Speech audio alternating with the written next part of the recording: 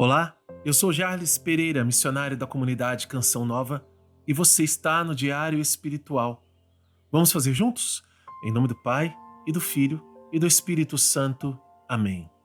Vinde, Espírito Santo, enchei os corações dos vossos fiéis e acendei neles o fogo do vosso amor. Enviai o vosso Espírito, e tudo será criado, e renovareis a face da terra. Oremos.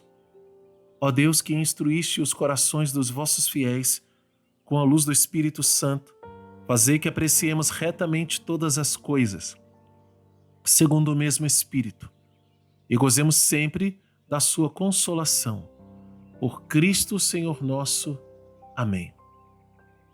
Evangelho de São Mateus, capítulo 27, versículos 1 e 2. Chegada a manhã, todos os chefes dos sacerdotes e os anciãos do povo convocaram um conselho contra Jesus, a fim de levá-lo à morte.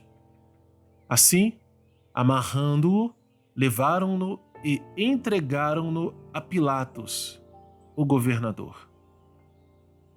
Palavra da salvação. Glória a vós, Senhor.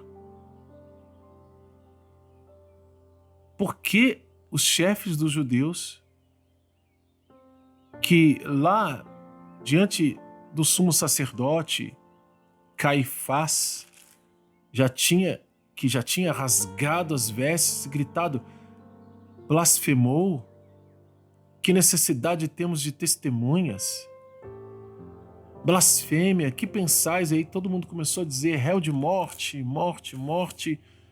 E aí Jesus ali já estava condenado à morte pelos chefes dos judeus, porque eles ainda convocaram os anciãos do povo para levá-lo até Pilatos.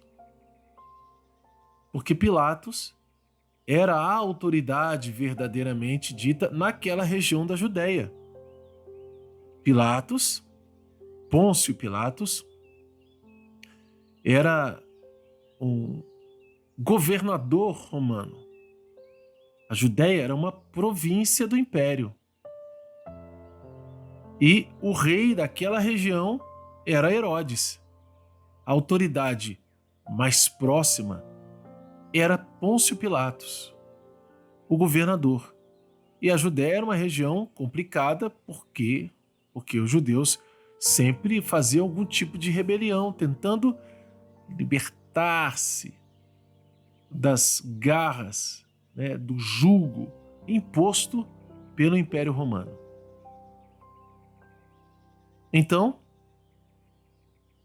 os judeus em si, apesar de terem suas próprias penas, e ali algumas penas de morte que aconteciam segundo as leis religiosas, que também eram civis para os judeus, como uma mulher adúltera ser apedrejada, entre outras realidades. Com Jesus era diferente, porque Jesus era tido pelo povo como um profeta. Então eles precisavam desmoralizar Jesus diante do povo com um apoio externo. Ora, eles foram prender Jesus à noite, escondido do povo. E Jesus diz isso para eles: eu estava na sinagoga, por que vocês não me prenderam lá? Eu pregava lá de dia, vocês não foram lá.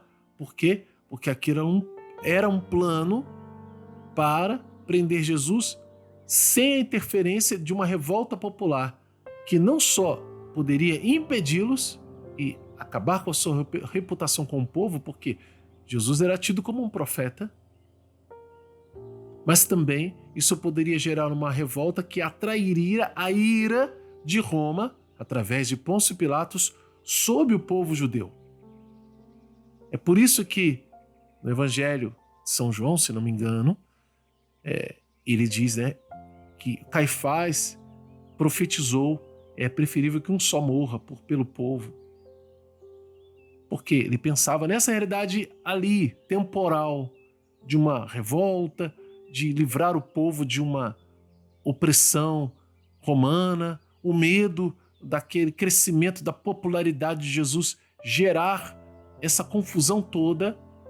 Enfim, se Judas não tivesse traído Jesus, muito provavelmente, e aqui é a minha visão humana, pequena, se Judas não tivesse traído Jesus, muito provavelmente Jesus seria ainda assim, isso certamente, né? Jesus seria oferecido em sacrifício, mas nas mãos dos pagãos da mesma maneira, mas por causa desse tipo de realidade da revolta, da opressão romana contra os judeus. E aí, da mesma forma, causaria entre os judeus, entre outros tantos, uma decepção. Olha, ele não era filho de Deus, ele não era o Messias como esperávamos, etc, etc, etc, por causa de tudo isso. Só aqueles que receberam o evangelho, de fato, e desde o início creram na palavra, tinham condições de esperar o cumprimento da promessa que Jesus fez de ressuscitar dentre os mortos. Mas Jesus foi traído por Judas e entregue às mãos dos pagãos. Jesus foi levado aos pagãos. Muitas vezes nós nos sentimos assim, no meio de pessoas mundanas, com uma moral pagã, totalmente aversa ou estranha aos costumes cristãos e à moral cristã. E às vezes nesses lugares a gente se sente assim, julgado, oprimido, né? Ameaçado. Jesus estava ali ameaçado de todos os lados. Não tinha ninguém para defendê-lo. Jesus estava sozinho, todos contra ele. Quando você se sentir assim,